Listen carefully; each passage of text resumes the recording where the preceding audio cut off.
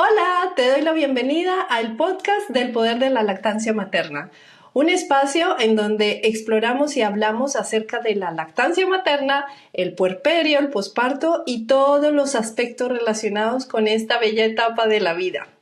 Soy Natalia Quintero, tu anfitriona, y agradezco que estés aquí en un nuevo episodio, y este es un episodio sensacional, te va a encantar.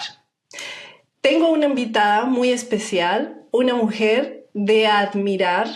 Es realmente un ejemplo a seguir con todas sus palabras.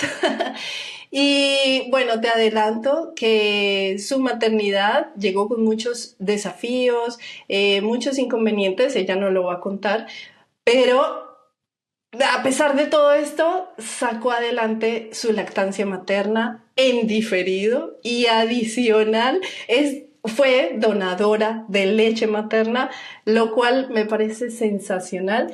Y está con nosotros Viviana Fernández. Hola Viviana, ¿cómo estás?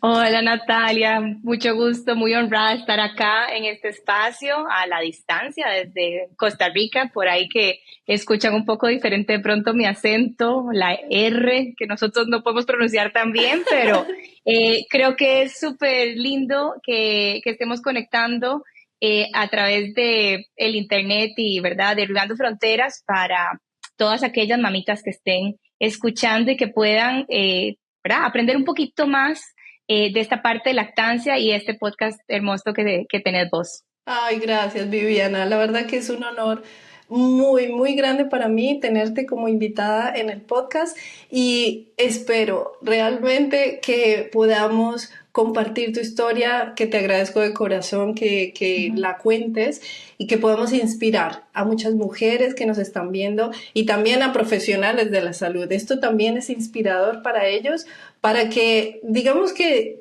también tengan una visión diferente y no solo se enfoquen en el proceso biológico Claro. que hay que hacer. Así que te agradezco que estés aquí.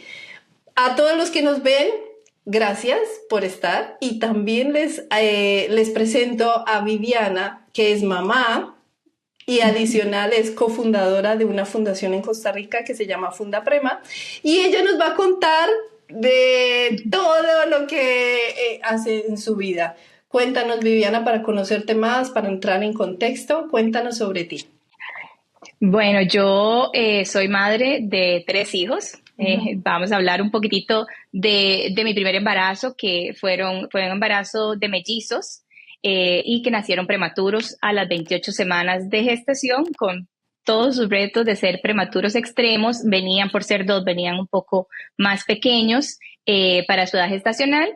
Y también soy madre de otro chiquitín de 7 años que no nació prematuro, no fue mellizo, pero es cardiópata.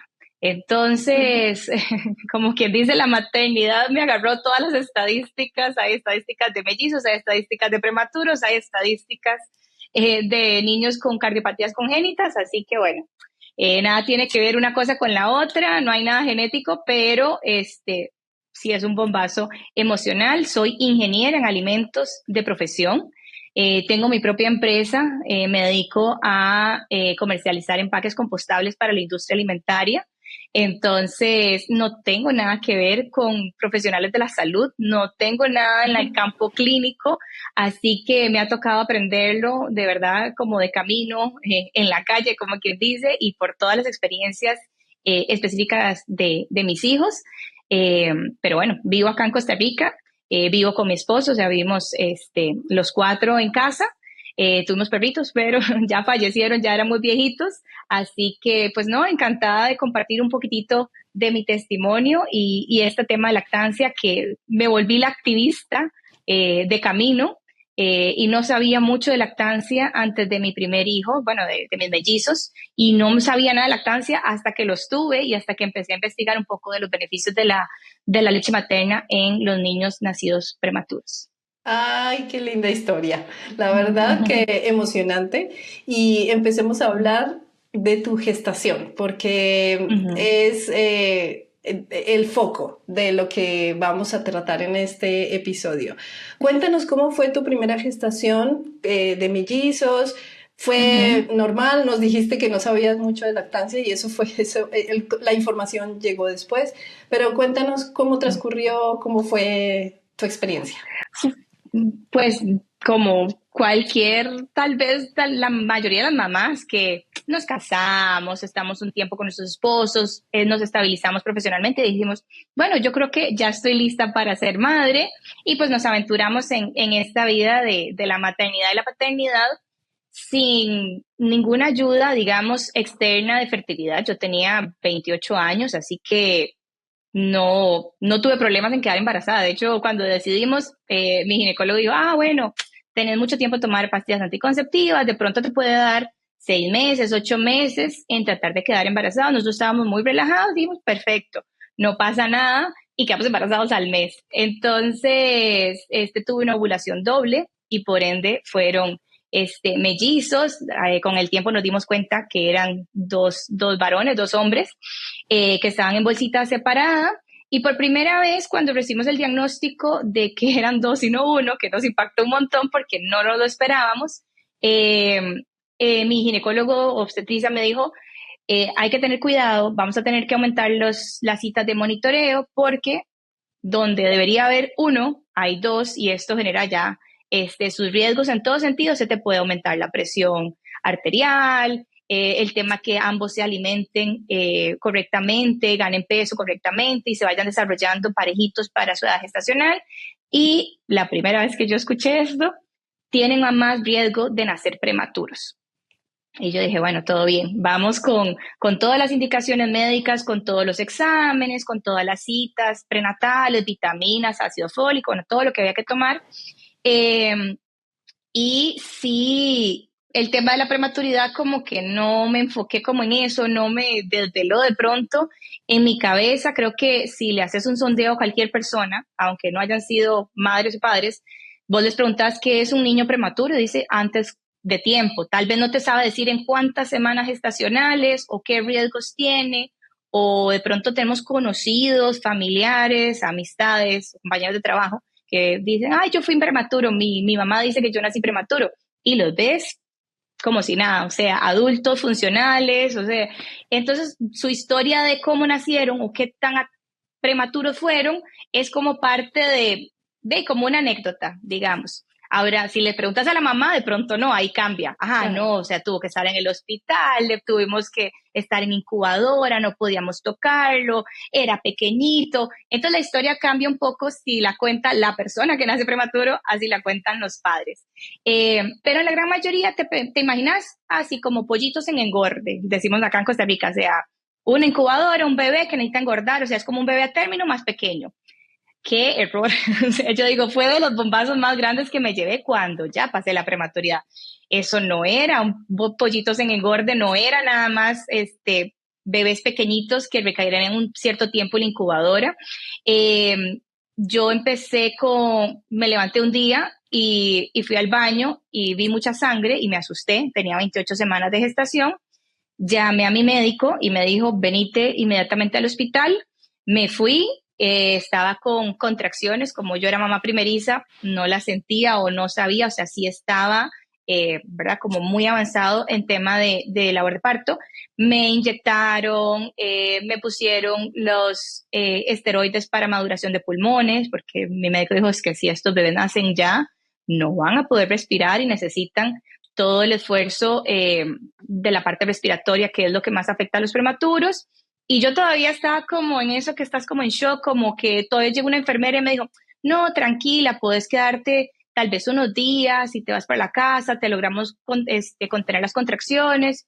Esto estamos hablando 18 de diciembre, entonces yo dije, no, tal vez sí me da tiempo llegar a Navidad en reposo, pero llegar a Navidad para pasar con mi familia, mis bebés estaban para nacer en marzo, o sea, diciembre no era ni cercano a lo que yo estaba esperando de fecha de parto y me dejaron hospitalizada porque los dosis de los esteroides para maduración de pulmones requieren ciertas horas, digamos, de espaciado, entonces son 4 dosis, creo que eran cada 8, cada 10 horas, así que yo iba a tener que estar hospitalizada para poderlas tener.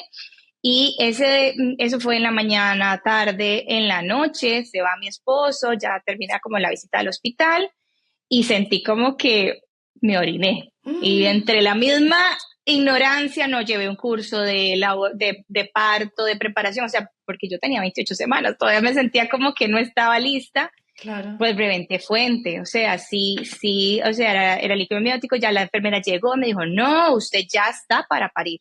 Y ahí sí me asusté, o sea, ahí sí, cuando me tocó llamar a mi esposo, no me salía la voz para decirle, venite, ya voy para salir a parto. O sea, y ya ahí dimensioné como, están demasiado pequeños para nacer ahora. O sea, todavía yo siempre mantuve la esperanza de que era un tema médico de control, de que me inyectaban los esteroides y me iba para la casa.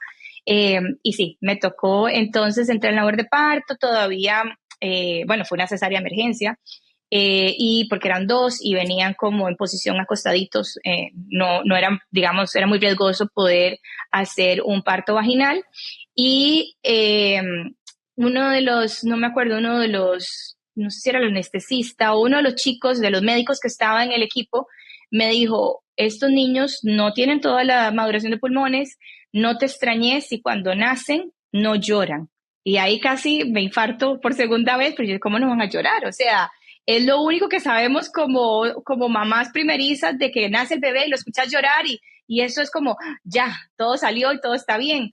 Entonces sí me lo advirtieron porque estaban muy pequeños y porque no había madurado, entonces probablemente había que intubarlos y pasarlos a UCI neonatal. Todo eso me lo dijeron mientras me estaban preparando para el parto, lo cual me pareció como un bombazo tras otro bombazo y eso que te quedas como zombie, como que todo pasa en Claro. cámara lenta en tu mente y no sabes ni dónde estás ni quién sos. Es que es mucha No pude, información, o sea, estás fue en mucho, embarazo normal y de repente sí. tienes contracciones, tienes hemorragia, tienes, ya estás en proceso de parto, ya se van a venir tus bebés, todo en un día, Total. 1 o 2 días, es O sea, no, mucha no, o información. sea, todo en cuestión de minutos, porque desde que yo reventé fuente y me pasaron directo a sala de partos, empezó a llegar gente, me fueron como aplicando, me aplicaron la epidural, y eso que te están como preparando. Nunca más volví a ver a mi esposo, o sea, yo lo vi cuando él se fue de la visita al hospital, que yo estaba bien, que ya yo iba a pasar la noche nada más ahí tranquila en el salón con las otras mamitas, y de pronto me dan toda esta noticia y me quitan el celular, ya no puedo hablar con él, él se va para el hospital y lo dejan afuera, o sea, no lo dejan ingresar. Entonces, de verdad sentirme tan sola y tan asustada en Wow. ese momento, sí era mucho shock. Eh, Al final, bueno, era de noche, había en la sala de partos había un vidrio que dividía no sé con qué, pero como era de noche, todas las luces, todo se veía, se hizo como un efecto espejo. Así que vi toda mi cesárea, a pesar de que estaba dormida con la anestesia y todo, la vi porque era inevitable, porque el vidrio reflejaba todo perfecto. Eh, Salió mi primer hijo, Mario, y que fue como el que estaba más encajado y no lloró. Y yo dije, ay, esto fue lo que me dijeron. Los médicos me decían, viene sin, o sea, con un ritmo cardíaco muy bajito, viene muy malito. Y yo dije, bueno, no importa, vamos con el otro, o sea, una cosa a la vez. Y ya nace Mati sí lloró, gritó, y eso fue como que me volvió el alma al cuerpo. Y yo dije, bueno, ok, Mati va mejor que Mario. Igual a ambos los tenían que intubar, a Mario sí le tenían que hacer reanimación cardíaca, a todo esto se los llevaron y ahí sí se toparon con mi esposo y mi esposo sí lo siguió y mientras a mí me cosían y me hacían todo eh, y resulta que de camino Mario no lo logra, entonces lo perdimos. Entonces sí, sí fue muy, muy duro porque tengo muy pocas, ¿verdad? Recuerdos de imágenes donde lo vi y entre las enfermeras y el envoltorio y todo, pues y están, ¿verdad? Con todos los fluidos corporales. No es como una imagen como tan nítida, tan clarita de él. Y Mati sí pasa entonces a la UCI, a la UCI neonatal, que ahí mismo en el hospital estaban, eh, mientras a mí me pasaban pues a recuperación y después, unas horas después, ya al salón. O Y sea, podía encontrarme ya yo con mi esposo. perdón, te Pasé interrumpo. muchas horas sin ver, sí. Definitivamente no tuviste ninguna opción de ponértelos o de No, tocarlos o de ni nada. siquiera una mano, nada. Nada, nada. Sí, creo que Wow, eso fue un fallo. Entiendo los médicos que, ¿verdad? Su prioridad es sacar a los niños adelante y, ¿verdad? claro. Y hacer, si había que hacer reanimación cardíaca, había que hacerla, si había que intubarlos. Que también me acuerdo que una de las pediatras le costó mucho intubar a Mati porque son muy pequeños, es que son bebitos muy pequeños, entonces tienen sus retos y cada segundo cuenta en ellos Claro. y especialmente a nivel cerebral, ¿verdad? Toda la falta de oxígeno, el hipoxia y todo. Pero bueno, pasaron ¿Te acuerdas y cuánto yo, fue el peso de nacimiento? y ellos pesaron, Mario pesó menos, Mario pesó como 900 gramos y Mati pesó 1075. O sea, iban muy parejitos en tamaño, Sí, pero sí Mario pesaba menos que Mati. Igual, eventualmente, Mati me bajó casi como a 820 gramos en su estadía hospitalaria, claro. pero sí fue muy duro recibir la noticia de, ¿verdad?, que Mario no lo había logrado, pero los mismos médicos, entre su tecnicismo y todo, me decían, pero bueno, ahí está Mati, va a ser muy crítico, está crítico, pero bueno, puede salir adelante. Eh, y pues como que psicológicamente te bloqueas y decís, bueno, sí, voy con uno y con el otro, no puedo vivir un duelo de echarme a morir por uno porque tengo el otro. Sin embargo, la prematuridad es un duelo en sí en la maternidad porque no es tu maternidad esperada, no es eso como vos decís que te imaginas que tenés a tu bebé, te lo ponen, puedes hacer ese contacto piel con piel, la hora de, ¿verdad?, de oro, ponértelo al pecho, de salir con tu bebé de la sala de partos y estar, o sea, nunca separarte. Y Claro. que cuando ya salís del hospital, salís con tu bebé en brazos. Entonces yo siempre les digo a las mamás de los prematuros, tener un parto prematuro ya es un duelo en sí. Llegar a la casa, ¿verdad? Cuando estos bebitos, ¿verdad?, en países como en Latinoamérica, como en los nuestros, generalmente si la madre está bien, la egresan y los bebés quedan hospitalizados. Llegar a casa sin tu bebé, o sea, es desgarrador porque no era lo que esperábamos, no Claro. era la expectativa, no es lo que vos ves en los libros, en las películas, ¿verdad? Ay, tuve mi bebé y voy con toda la ilusión con mi bebé a casa, con mi esposo, para hacer como ese vínculo y de conocernos todos mutuamente esos primeros días en casita. Eso no nos pasa a las madres de prematuros, lo tenemos que vivir en el hospital, en el ambiente hospitalario, Claro. dentro de todo lo que eso significa, y a veces estas madres de embarazos múltiples o partos múltiples, pues se tienen que dividir en varios bebés.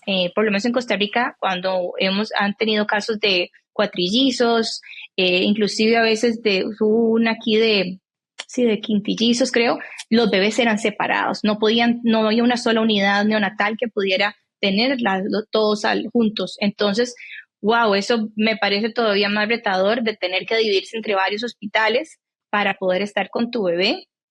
Creo que es de los retos que tenemos a nivel de sistema de salud pública acá en Costa Rica. Y especialmente ahora con todas estas fecundaciones in vitro, fertilizaciones ¿verdad?, procesos de fertilización asistida que aumentan el riesgo de tener embarazos múltiples y que de Claro. pronto médicamente no estamos listos para atender estos bebitos en un solo lugar. Qué Y sí, yo fuerte. pude ver a Mati hasta el día siguiente. O sea, estamos hablando que yo tuve mi parto como a las 8 o 9 de la noche, me dejaban en recuperación, me pasaban al salón, por ser cesárea una cirugía no podía caminar a la unidad neonatal. Mati, pues obviamente por estar en UCI neonatal, no me lo podían traer. Entonces yo estaba desesperada al día siguiente diciendo, yo me levanto, yo soy fuerte, yo soy joven, yo camino, ¿verdad? Sin saber o dimensionar los riesgos también de la cirugía, de la cesárea como tal, que iba a doler como nunca en mi vida. Había Claro. pasado yo una cirugía y me dolía tanto. Pero bueno, te motiva mucho el tema de estar con tu bebé. Mi esposo ya me había traído fotos, ya me había dicho, lo vas a encontrar conectado a un sinfín de tubos y máquinas y cosas, o sea, estaba con ventilación mecánica Claro. y es muy chiquitito, entonces Toda la escena es muy impactante. Él me enseñó fotos, lo dejaron tomarle fotos para podérmelas enseñar, así que iba preparada, digamos, para cuando lo iba a ver. Olvídate, ni qué fotos, ni qué nada. Donde yo lo vi y vi las alarmas de todo lo que era entrar a una UCI neonatal, yo sentí que las piernas no me sostenían y ya ahí me iba a desmayar hasta que una enfermera me vio que ya me iba a descomponer y me trajo una silla. Mamita, siéntese, este es su bebé, sí está muy delicado, sí esto es una unidad de cuidados intensivos neonatales y sí suenan alarmas y suena de todo. Y todavía me dice, yo digo, Dios, ahí es donde los profesionales de la salud tienen que como conectar un poco lo que piensan Sí. con lo que dicen. Y me dice, mamita, es que es hombre y los hombres tienden a fallecer antes. Y yo decía, no entendía ni por qué, o sea, si eso científicamente estaba avalado, ¿no? O sea, me está diciendo como prepárate porque el tuyo es hombre, está muy delicado, podría fallecer en cualquier momento. Sí, pero Ay, yo no decía, son no, las palabras correctas para exacto, semejante impacto y que te lo vaya, o sea, total, sí, estoy de acuerdo contigo, los profesionales de la salud deben tener esa habilidad de comunicación porque si bien saben y tienen el conocimiento de lo que pueda claro, llegar a pasar, las mamás en ese periodo de tiempo estamos súper sensibles, súper vulnerables y toda la información que nos llegue va a impactar enormemente. totalmente.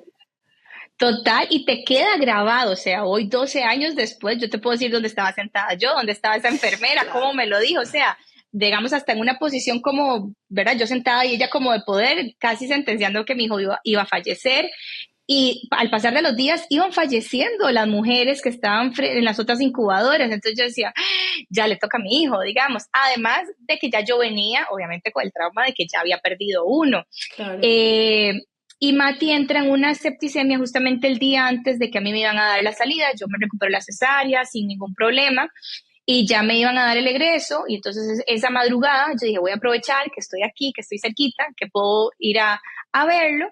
Y me fui a verlo porque además también siento que tuvimos un problema acá en Costa Rica y eso ya se está manejando o se está tratando de manejar diferente en los hospitales y es que yo estaba compartiendo habitación con otra mamá con un bebé a término. Entonces Oh, es duro porque primero ya perdí uno, segundo el otro está en UCIN y la mamá a la par con un bebé recién nacido divino, llorando, ella también preocupada me decía, es que llora y no sé por qué llora y yo le estás preguntando a la persona equivocada porque yo no sé nada. Y entonces emocionalmente es muy duro porque estás pasando un duelo y quieres estar un poco más aislada. Ya estamos también total. trabajando, bueno, aquí en Costa Rica hay otras asociaciones, esto va fuera, digamos, del campo de Fundaprema, pero donde se está tratando de no hacer eso. Si la mamá tuvo una pérdida gestacional o tiene un bebé prematuro hospitalizado, no la pongas en una habitación con una mamá a término, con su bebé a término ahí. Es como, ¿verdad? Como pasarle por enfrente lo que no estás viviendo, lo que vos sí querías o esperabas. Entonces, emocionalmente es muy difícil. Claro, Sí. entendemos, ¿verdad? Que si el hospital es público y si está lleno, pues de ni modo, no vamos a darle una habitación sola a una mamá. Pero esas cosas se pueden hacer, se pueden manejar con todo este tema de las pérdidas gestacionales y neonatales como tal. Entonces yo decidí que mejor, como no iba a dormir porque el bebé de ella estaba llorando, mejor me iba a visitar al mío. Claro. Eran como las 4 de la mañana o 5 de la mañana. Lo fui, estuve con él y de pronto le pregunto a la enfermera, lo veo que está saliéndole como espumita de la boca. Él tenía su tubito del ventilador mecánico. Y yo dije, esto no sé si es normal, como que le salga como una espumita. Y yo dije, pregunto, no pregunto, porque estamos muy intimidadas de, ¿verdad? Van a pensar que yo estoy preguntando tonteras.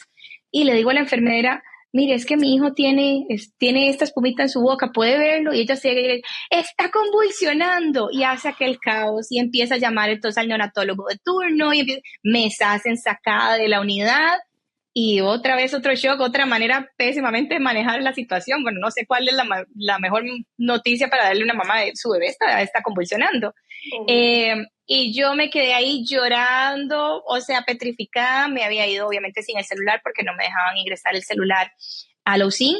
Entonces ni siquiera podía llamar a mi esposo porque no reaccioné. O sea, donde me sacaron, había como un silloncito, ahí me quedé, ahí lloré y lloré y lloré hasta que pasaron las horas, no sé cuántas, porque yo perdí noción del tiempo, y una enfermera se acercó y me dijo, ya su bebé está estable, llame a su esposo, eh, el doctor lo tuvo que poner en un coma inducido, porque estas convulsiones son, ¿verdad?, muy fuertes para bebés tan prematuros, pero son normales en los bebés prematuros porque su sistema nervioso central y su cerebro pues no están suficientemente maduros, entonces cualquier impacto puede hacer que genere convulsiones en su cerebro. Entonces, bueno, ya ahí llamé a mi esposo ya a las 7 de la mañana llegó, me dieron a mí la salida, hablamos con el médico, el neonatólogo, y nos explicó eso, vamos a tener que, o sea, va a estar en un coma inducido.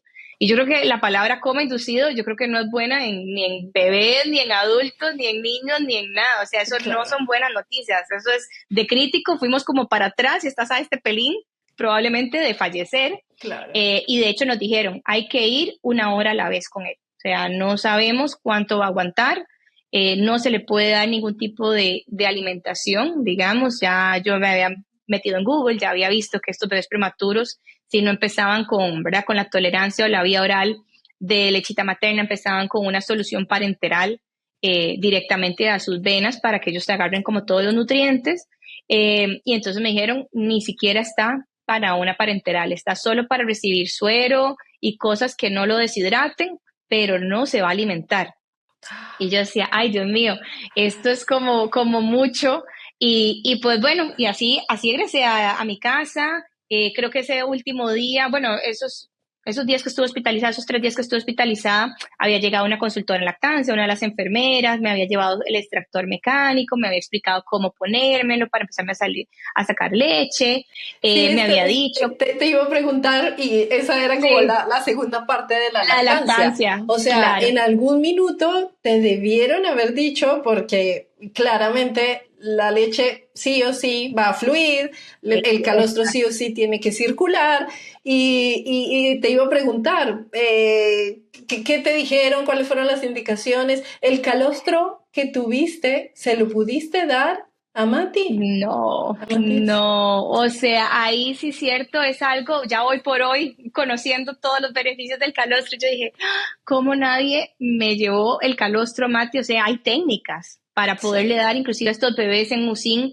calostro sin que sea ingerido, digamos, si no se les pone con un aplicador en los labios, en la lengua, o sea, le das toda la parte inmunológica al menos, digamos, de este calostro. Y no, a mí me llevaron el extractor, me lo puse, me acuerdo que me lo ponía, no me salía ni una gota.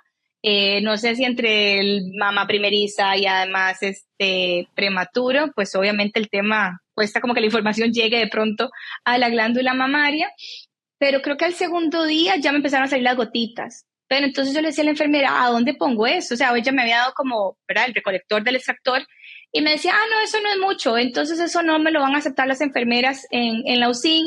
Y entonces todo eso se botó y ¡Ay, yo me dije, Dios, muero! sí, como no era suficiente para guardarlo y como mi hijo estaba tan delicado, no iba a empezar la vía oral en ningún momento cercano, entonces nadie le dio importancia a eso, yo no sabía nada. Entonces, entre todo lo que yo me puse a googlear, ¿verdad? Somos de la generación de San De Google Google, y me sí. dejaban estar a mí con el celular en el hospital, entonces yo investigué mucho de partos prematuros, de niños 28 semanas de gestación complicada. O sea, en todo esto de los riesgos y todo, no me investigué o no vi nada en cuanto a lactancia. O sea, eso como que simplemente no era importante en un bebé tan prematuro que no estuviera alimentándose por la vía oral, ¿verdad? Dentro de todo lo otro médicamente que estaba sucediendo con ventilación mecánica y demás. Entonces, para mí la lactancia tampoco era importante en ese momento. Yo dije, bueno, yo me pongo el extractor porque al fin y al cabo yo le digo mucho a los profesionales de la salud, especialmente a las enfermeras de estas unidades, cuando hemos dado charlas en los hospitales, es casi que todas las mamás de prematuros, por lo menos todas con las que yo he hablado y con todo esto de Fundaprema hemos hablado con muchas, todas quieren dar lactancia.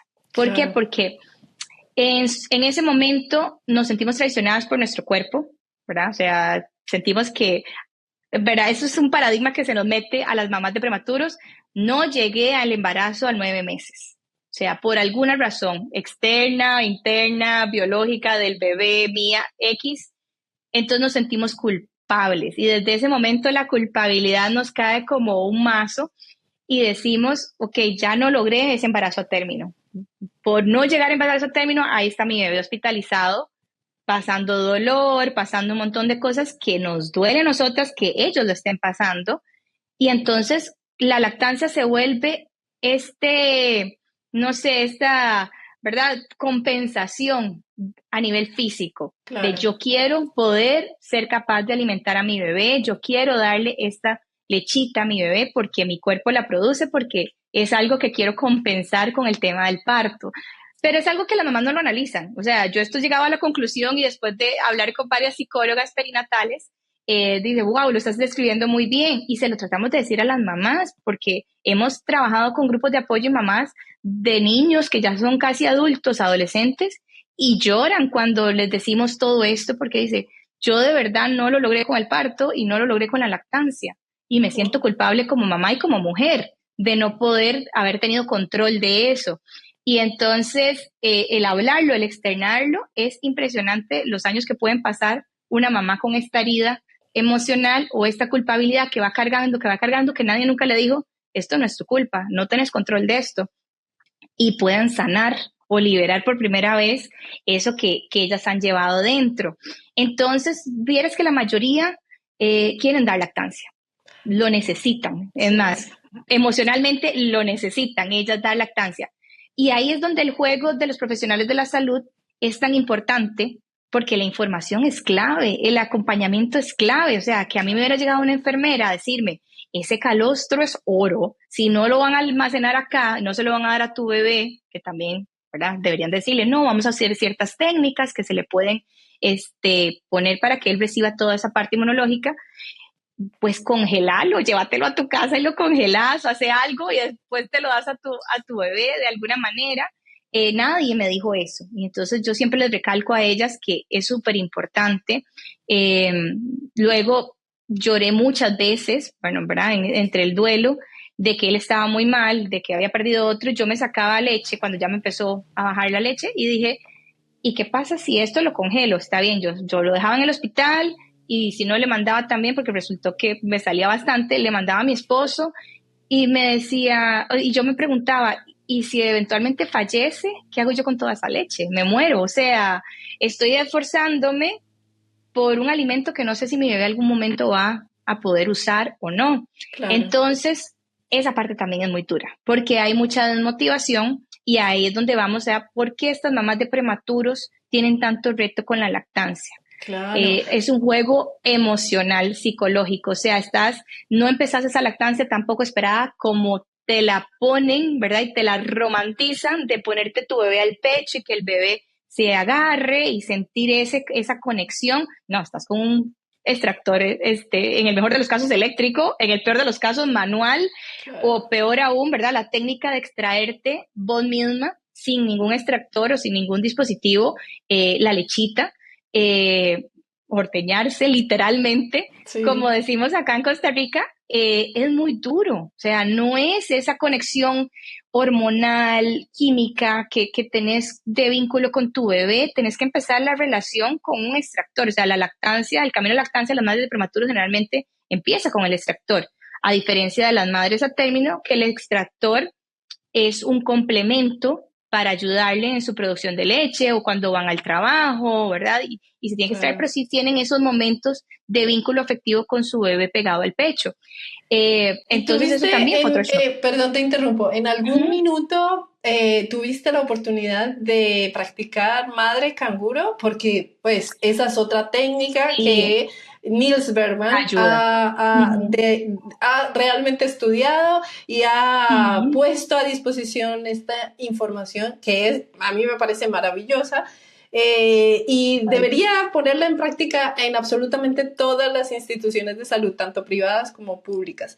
Pero y tú en todos los tuviste, países, sí, tuviste esa oportunidad.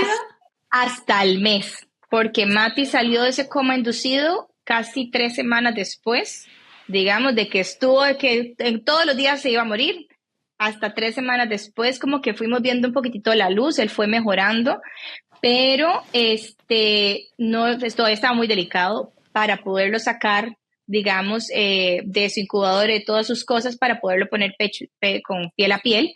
Y hasta el mes que él cumplió, el mes exacto, el 18 de enero, una enfermera llegó y me dijo, ya yo hablé con el doctor, ya se habían ido muchas mamás, la voy a poner al bebé a cangurear. Porque creo que ellos tenían un protocolo con cierto peso mínimo o ciertas, ¿verdad?, necesidades médicas clínicas específicas antes de proceder con el método madre canguro. Entonces, no, claro, y ese día me chorreó como que dicen cataratas la leche materna, es Claro. impresionante. Ahí es donde yo dije, wow, o sea, solo con que me lo pusieran, mis pechos botaron toda la leche que yo ni siquiera sabía que tenía ahí. O sea, era como muy impactante. O sea, la bata, tengo fotos digamos, de mi bata de hospital, lo empapada que estaba, porque era la primera vez que alzaba a mi bebé después de un mes de nacido. O sea, era Wow. lo que yo estaba llorando desde el día uno, el minuto cero. Entonces sí fue impactante. A partir de ahí, bueno, ya después logró dejar el ventilador mecánico porque con ventilador mecánico no ponían al bebé, obviamente el pecho de la madre. Y después empieza toda la parte neurológica, ¿verdad? Todo lo que pasó con esa convulsión y eventualmente ese como inducido y mi bebé no se pegaba, Mati no se pegaba al pecho. Y ya llegaba la consultora de lactancia, las enfermeras, cuando era hora de lactancia para las mamitas, y a él le costaba mucho pegarse, y bueno, lo hacíamos más que todo por el contacto piel con piel, y obviamente se estaba alimentando por sonda, por una sonda nasogástrica que tenía, por ahí le pasaban la lechita, yo siempre me seguía extrayendo en el hospital, y le llevaba, o sea, y le dejaban la leche ahí, y ahí le pasaban lechita materna, pero ¿Y no se pegaba al cuándo pecho. empezaste a dar, o sea, cuándo empezaron a usar tu leche materna para alimentarlo? Sí, tal vez ya como al mes y medio. Exactamente. Después de que salió el comanducido, pasó a estar con parenteral y después empezaron con la vía oral, pero por sonda, digamos, Ya. a ver cómo digería la lechita y todo eso. Ahí fue cuando ya yo empecé a buscar más información de lactancia materna, digamos, de los beneficios de la leche materna en estos bebés prematuros y me encuentro disminuye el riesgo de enterocolitis necrotizante, que es que se te, ¿verdad?, cierra el intestino y ahí tienen que cortar y eso es una cirugía. Y yo dije, no vamos a pasar por una cirugía de esas o voy a hacer todo lo posible, lo que esté a mi alcance para que eso no suceda. Y después empecé con toda la parte neurológica y todos los diagnósticos neurológicos a decir, bueno, el cerebro es de los pocos órganos que el ser humano tiene como bien dominado cómo funciona y en temas de desarrollo infantil todavía menos, pero sí hablaba mucho de las conexiones neuronales que hacía la leche materna a nivel cerebral, los componentes que tenía la leche materna a diferencia de las fórmulas lácteas para esa parte neurológica y yo dije, voy con esto, porque tampoco hay una medicina que le pueda dar yo a mi bebé, que le pueda inyectar y decir, bueno, vamos a compensar ese daño cerebral que tuvo por esas convulsiones y esa hemorragia intraventricular que tuvo con este medicamento, digamos. Sí, no, no hay. Entonces, ahí yo dije, la leche materna en mi caso se volvió medicina. O sea, yo la Total. necesitaba para mi bebé. O sea, él la necesitaba en su intestino, él la necesitaba en la parte inmunológica, porque, ¿verdad? Quedamos traumatizadas con estos de bacterias y, ¿cómo se llama? Hospitalizaciones. Yo decía, yo no quiero ver a mi bebé otra vez nunca más hospitalizado. Y después con toda la parte de neurodesarrollo. Que todo esto hay que esperar, mamá, hay que esperar cuál va a ser el impacto, ¿verdad? Yo veía las imágenes de los taxis, los ultrasonidos de cerebro, y ¿verdad? Todos tiraban alarmas, y hay que esperar, hay que esperar, hay que esperar, ¿verdad? Y entonces, ¿qué haces en eso? Hay que esperar años, o sea, hay que esperar a ver si camina, hay que esperar a ver si se sienta, hay que esperar a ver que hable.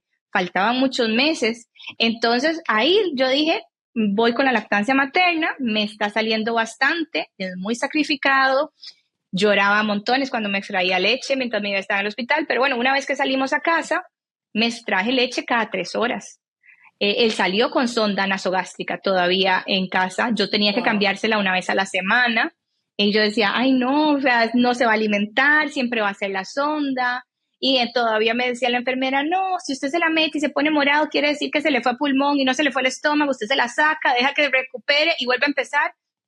Yo decía, no, a mí se me pone morado en mi casa y me muero. O sea, yo no soy enfermera, yo no soy nada, o sea, pego gritos. Y mi esposo iba a trabajar, entonces iba a quedar yo sola con él. Así que fue como muy impactante todo el tema de la lactancia o de la alimentación en general.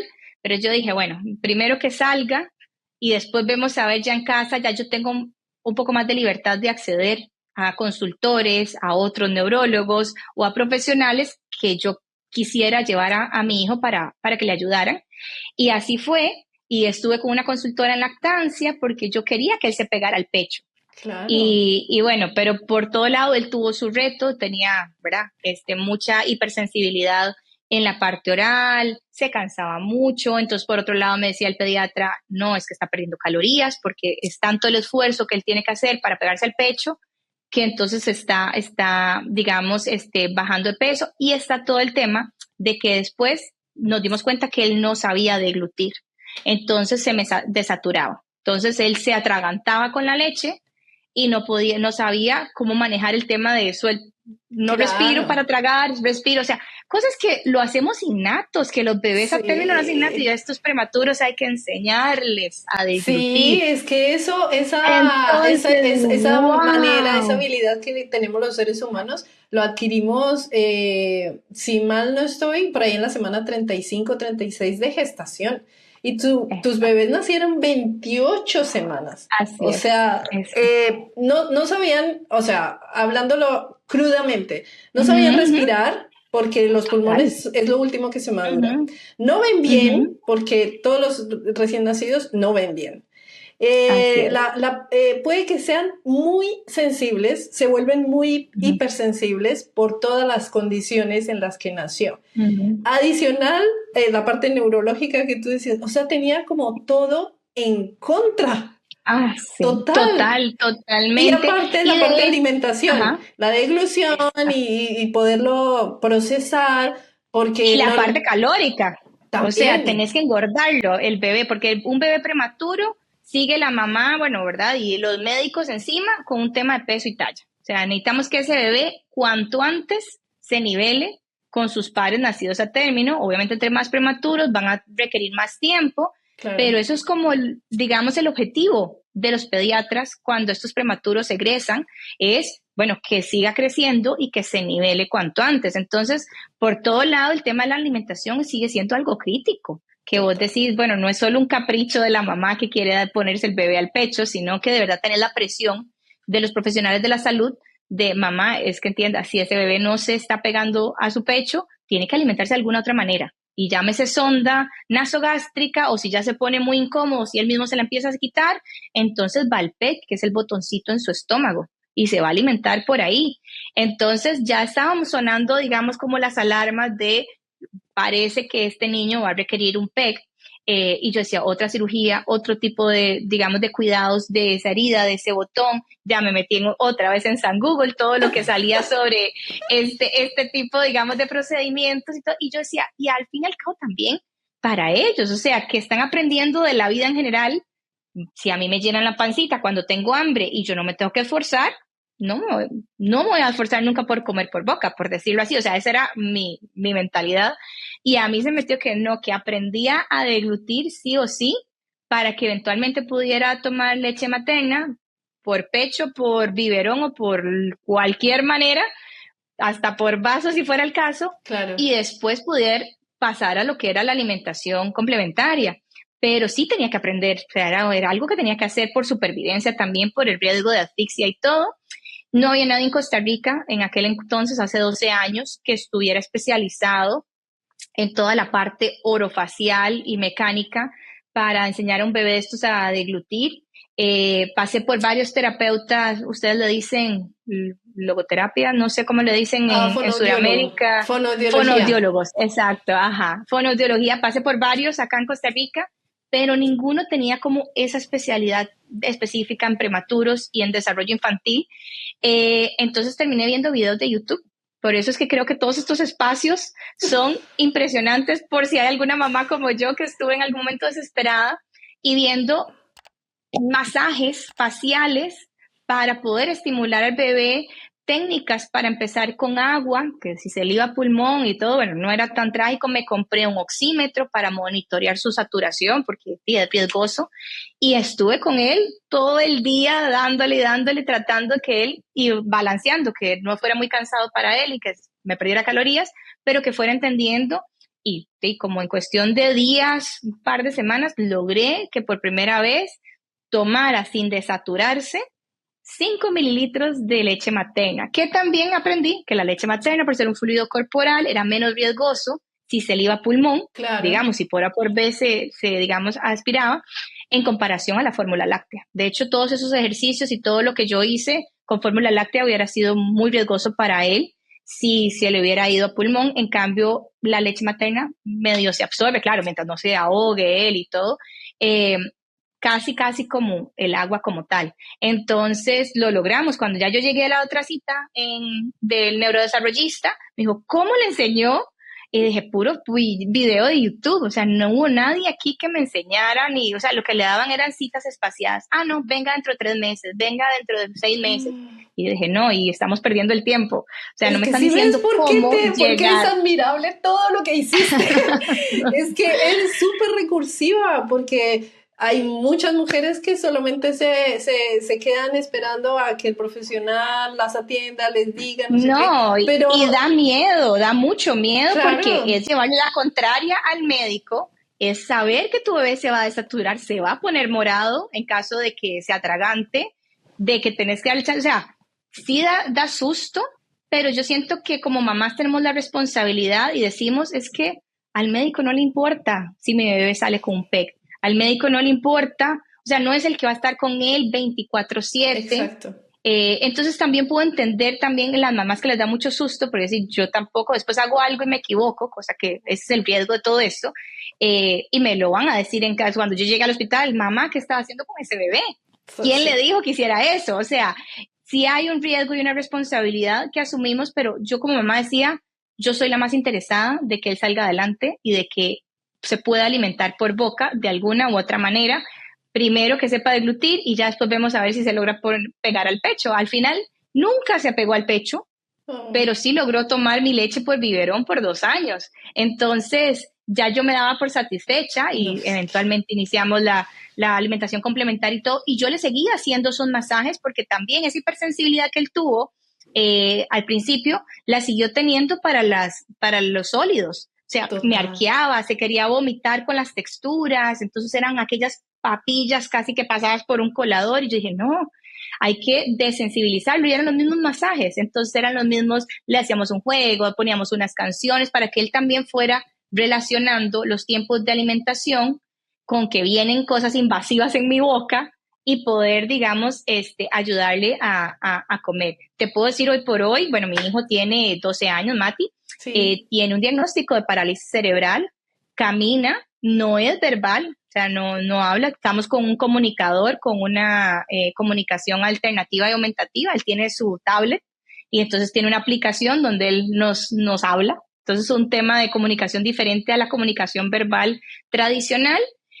Come de todo, come más que yo, come todas las texturas, pero él no come él solito. O sea, yo todo se lo tengo que dar y por cucharas. Él no te agarra una galleta y te come la galleta, por decirlo así. Si es un sándwich, si es una pizza, cosas que son de comer con las manos, a él todo hay que partírselo porque va con cuchara. O sea, él en eso todavía quedó como muy hipersensible o, ¿verdad? Todo su parte oral, a Claro. pesar de que todo lo explora. O sea, si yo le doy cualquier objeto, un lapicero o algo, él lo va a explorar y lo va a seguir explorando mucho con la boca, todavía con 12 años.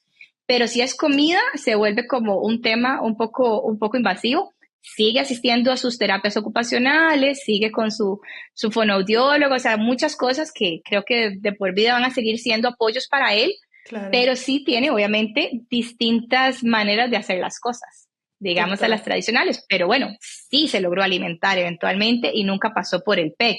Pero me Ahora parece sí vimos, maravilloso que pueda alimentarse, que pueda claro, comunicarse, así sea a través de esta aplicación que nos dices. O sea, para estar en un tan alto riesgo, bordeando casi la muerte, a llegar a Ujú. esto es asombroso y Es impresionante. claramente Sí. está también todo tu esfuerzo, toda tu dedicación puesta ahí. Así que es admirable, la verdad, todo lo que nos estás Ay, contando. sí.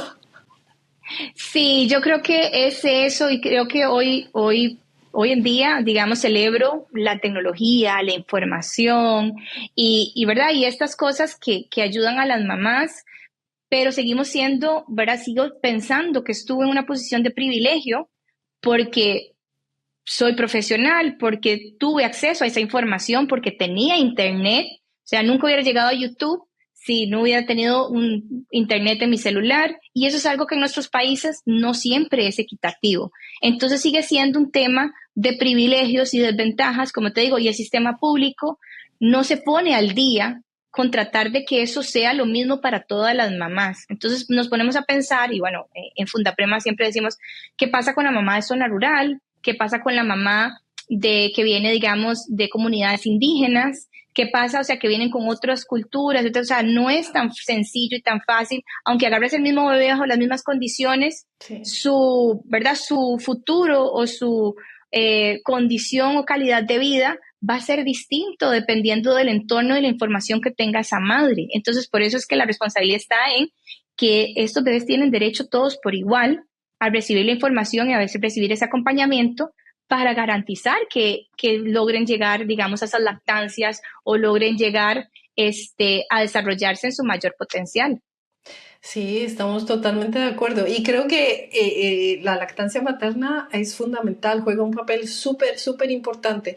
Yo creo que estamos en una etapa en Latinoamérica, porque no sé en Ujú. otros países, en los que cada vez vamos incursionando más en los prematuros con la lactancia materna. Por lo que tú decías que tuviste un mes, casi un mes y medio sin poder darle la lactancia materna que tu hijo necesitaba.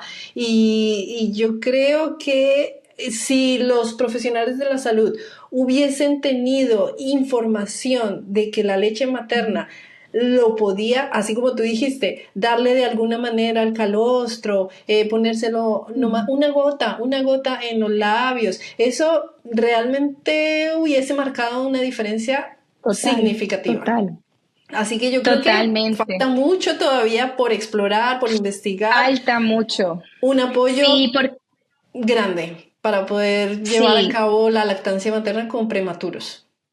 totalmente, vieras que el reto, y lo hemos hablado mucho, nosotros por Fundaprema somos parte de varias redes a nivel de profesionales de la salud, somos parte de una red a nivel latinoamericano que se llama Alcemneo, que son un montón de profesionales de la salud en seguimiento pediátrico y neonatal, somos parte de EFNI, que es la red global y que son los papás del Día del Mundial del Prematuro y de un montón de los estándares que se hacen a nivel neonatal, donde está Nils Bergman, de hecho, tuve el placer de conocerlo a él, de hecho, en un congreso. Y entonces nos damos cuenta de que todavía no tenemos, o sea, todavía tenemos que convencer a los mismos profesionales de la salud Sí. sobre la lactancia. O sea, yo he tenido ese pleito personal y como representante de una fundación de agarrar con los neonatólogos y decir, esto es importante, porque para ellos no lo es, para ellos es que sobreviva. Y si que sobreviva tiene que ser que se alimente con fórmula láctea, la lactancia materna queda, ¿verdad? En un segundo plano y no debería ser así. Ujú. ¿Cuál es la visión de los europeos y de los países desarrollados que tenemos que aprender nosotros en Latinoamérica? Con ellos, con las tasas de natalidad tan bajas que tienen, le tienen que apostar sí o sí a cada bebé que nace. Tienen que garantizar que cada bebé que nace, en las circunstancias que nazca, tiene que ser un adulto funcional y económicamente productivo. Esa es la visión de los europeos, digamos, para verlo en un tema más macro, sin Claro. quitarle, ¿verdad? Que cada bebé es un bebé y eso es una familia, ¿verdad? Y la parte humana. Y yo digo, en Latinoamérica, a nivel de tomadores de decisiones, a nivel de políticas de salud y políticas hospitalarias, a nivel de los gremios de los profesionales de la salud, eso no es importante. Nació el bebé, salió adelante, hice todo lo que pude, maravilloso. Nació el bebé, no se desarrolló, o peor aún, o fallece. entra entre las estadísticas, no pasa nada. Yo creo que nos falta un poquitito más, ¿verdad? De visión, no solo desde el punto de vista humano, que debería ser así, ¿verdad? Cada bebé es una persona y que representa una familia, Sí. sino a nivel también macro, decir, ¿qué va a pasar el día de mañana cuando todos estos bebitos sean adultos funcionales o todos estos niños que nacen con alto riesgo y tienen discapacidad o estos diagnósticos? Entonces, después, ¿quién va a velar por ellos?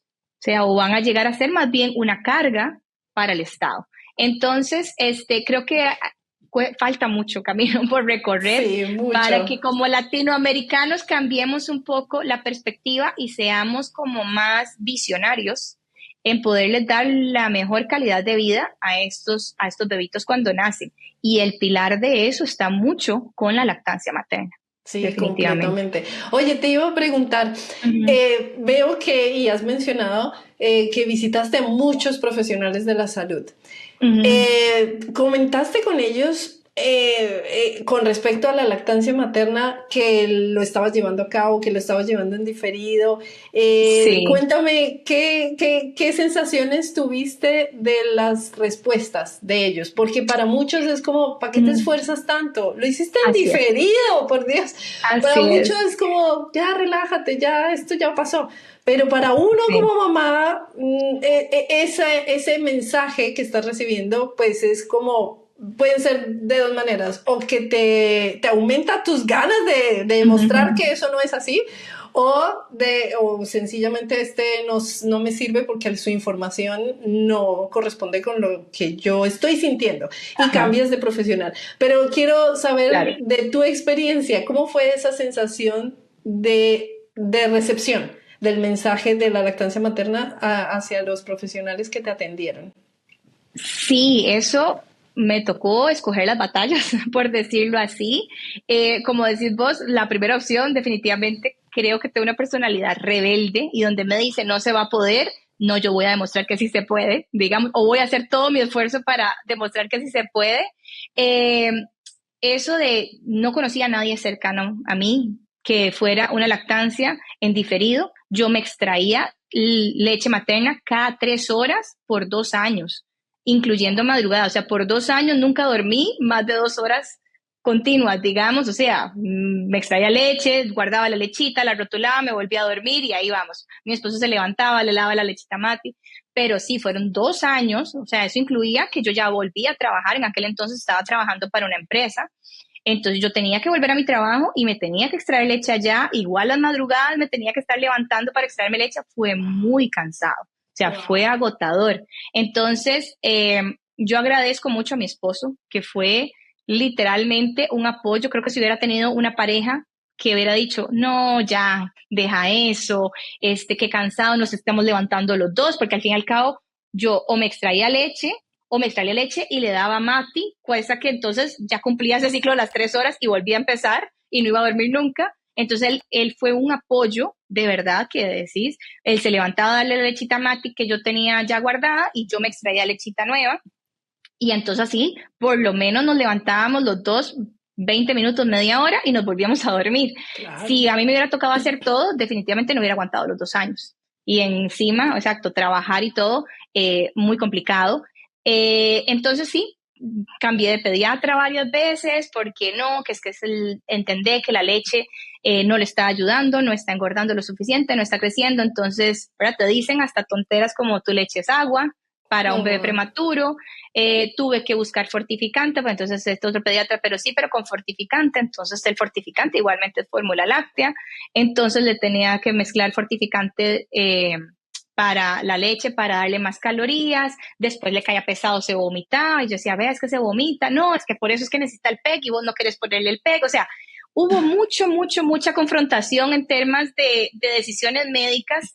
Yo no sé por qué yo le tenía, ¿verdad? Como tanto miedo al famoso PEG, ya con Fundaprema y viendo casos de otros bebés y de mamás que se les respeta montones, que digan hasta aquí porque es muy desgastante y que claro. digan, la verdad es que no, me interesa, yo no voy a sufrir con este tema de las calorías y del peso y es el estrés de que si me bajo 1 gramo, que si me subió 5, vamos con el PEG y la historia es otra. O sea, yo dije, pucha, yo pasé después con, ¿verdad?, un equipo entre la nutricionista, el neumólogo, el pediatra, fonoaudióloga.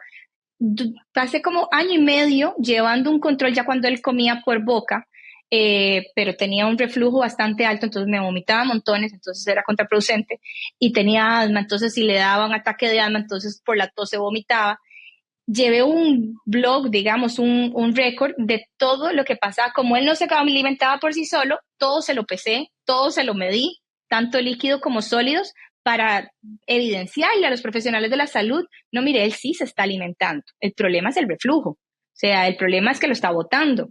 Entonces, hasta los 5 años y medio, 6 años de edad de él, le hicieron una cirugía que se llama fonduplicatura en Nissen, que es como para que no se le devuelva la comida, digamos, por el esófago. Y eso fue el antes y el después. O sea, y ya ahí me quité el tema del peso porque empezó, donde él deja de vomitar, empezó a mejorar. Empezó a ganar peso, empezó a crecer, pero me tomó 5 años y medio Eso te llegar a voy esa a cirugía. decir, O ¿por sea, qué yo 5 años? yo veo, sí, y a nivel público acá en Costa Rica, cuando hacen esa fondoplicatura de Nissen, meten el PEC de una vez. No hacen una cosa, esperan a que el niño gane peso y después, si eso no funcionó, entonces le ponen el PEC. Me tocó costearlo en privado, porque lo que yo quería, yo estaba segura que él iba a mejorar si le resolvíamos el reflujo. Entonces, ahora veo muchos niños acá en Costa Rica que les hacen las dos cosas de una vez y claro, no pasaron la frustración que pasé yo de mamá, usted está desnutriendo a su hijo, vea las fotos, vea las curvas, está muy flaco, está muy pequeño para la edad que él tiene. Eh, entonces sí fue muy frustrante y fue, ¿verdad? Es estar en ese, ¿verdad? Estira y encoge con los mismos profesionales de la salud y te ven Claro. como una simple mamá. Yo no tengo atestados profesionales para poder tener un debate científico con ellos porque a mí me ven como una mamá, aunque yo les puedo tirar porque verdad, aprendí en internet a sacar de las revistas médicas donde mire Los esto papers, funciona, todo. exacto, pero me decían sí, pero no, o sea, fue muy frustrante, de verdad, y hoy por hoy dije, tal vez hubiéramos hecho el PEC desde un principio y hubiera hecho igual todas las terapias y toda la parte con los fonoaudiólogos de la parte de hipersensibilidad y le hubiera enseñado a comer con mucho menos frustración. O sea, ya hoy mi parecer, si hubiera tenido que devolver el tiempo, probablemente lo hubiera hecho pasar por el PEC estomacal antes, digamos, de los 5 años y medio que me tomó llegar al Nissen, digamos, a la cirugía, con mucho llanto, con mucho, o sea, cambiar de profesionales porque ya llegaba un punto donde chocábamos mucho Claro. y el mismo profesional no quiere asumir ese riesgo de que ese niño se está desnutriendo o que está muy pequeño bajo mi cuidado, entonces ellos también rapidito quieren saldar responsabilidad. Entonces sí fue muy frustrante, de verdad que fue muy frustrante y ahí es donde agradezco la información en internet, saber encontrarla porque pues obviamente no todo lo que sale en internet es certero o de Sí. fuentes confiables. El apoyo de mi familia, tanto de mi esposo como de mi mamá, o sea, todo el mundo se puso la camiseta de la lactancia por Mati y los ángeles profesionales que sí estuvieron desde un principio conmigo dijeron, no, tenés razón, esto se puede pelear, tienes razón, o sea, está este riesgo, pero tenés razón con este tema de la lactancia. Entonces, y hoy es cosas que llevamos a Fundaprema para que sea una organización la que también pueda apoyar en temas de lactancia a estas mamás. Y en todo caso, ¿verdad? Abogamos también porque la primera opción para estos bebés prematuros sea la lactancia de su propia madre. Plan B, por cualquier situación que sea, es la leche de banco, ¿verdad? Leche donada, tratada por un banco de leche que llegue igualmente a estos bebitos prematuros. Sí, Vivi, y es que esto es la otra parte que te voy a preguntar, porque yo sé, de hecho, llegué a ti por Pamela Niño, quien es la presidenta de una fundación que apoya la donación de lactancia materna, de leche materna en Costa Rica, que a las personas que nos están viendo les aconsejo ver el episodio con ella. Pero Vivi, yo sé que tú también, adicional a todo lo que tuviste que sufrir y todo lo que tuviste que pasar y toda la energía puesta en tu hijo, adicional, donaste leche. O sea, Sí, ¿cómo lo hiciste? sí, ¿Qué te hizo clic? ¿Cómo tomaste la decisión de empezar a donar leche? bueno, en este camino con Mati hace 12 años solo había un banco de leche en Costa Rica. Bueno, Costa Rica es un país muy pequeño, pero solo había un banco de leche que me quedaba a mí como casi a una hora, hora y media de distancia.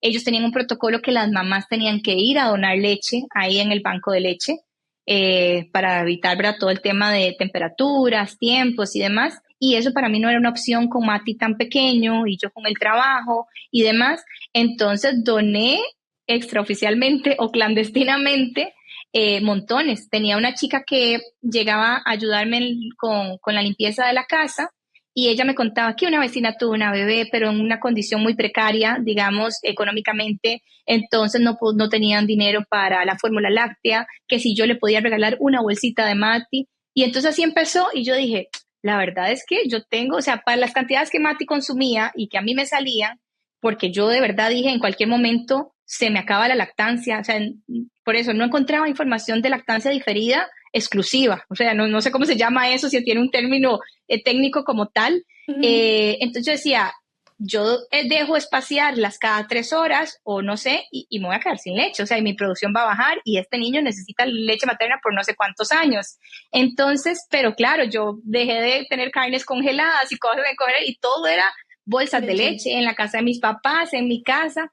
Y yo dije, la verdad es que me está sobrando la leche. Voy a darle a ella, le hice una hielerita y le mandaba. Después entonces al rato me decía, es que también ya me contactaron de la iglesia, que otra mamita tuvo una bebé, vaya, llévese la leche. Entonces, literalmente doné clandestinamente a mujeres que no conocí, que simplemente su historia económica, yo digo, ya es que como la parte de alimentación es tan frustrante, yo digo, no me puedo imaginar no tener los medios para conseguir el alimento para mis hijos. O sea, eso me parece como mamá súper difícil y riesgoso, porque ¿qué terminan haciendo estas mamás? Comprando la leche fluida del supermercado y la empiezan a diluir. Y a mí me puede dar, ¿verdad? Entre todo lo de la enterocolitis necrotizante y todo lo que yo he leído de las alergias alimentarias, yo decía, eso puede ser lo peor que puedan hacerle, pero puedo entender la mamá en su desesperación de tengo que alimentar a mi bebé de la manera más barata o económica posible y voy a terminar haciendo eso. Entonces sí doné mucho de forma clandestina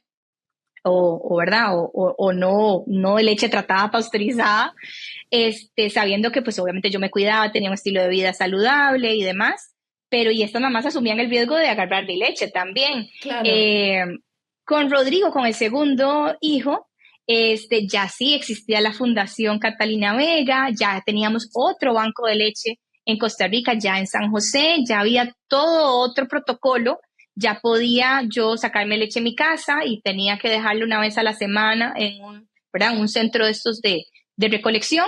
Entonces fue diferente. Entonces con Rodrigo fui donadora ya formal Ya. y certificada por la Caja Costarricense de Salud acá en Costa Rica por 2 años.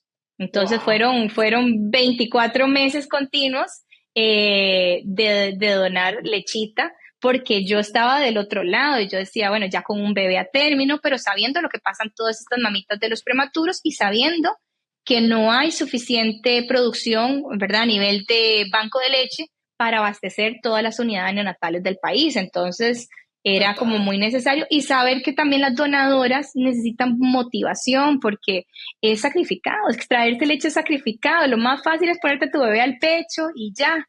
No hay nada que Es lavar, no hay nada que limpiar, no hay tiempo que perder, no sé, es como muy práctico. Pero, y total. para las mamás de estas donadoras a término, les cuesta también entender y al final esta leche a quién va a ir.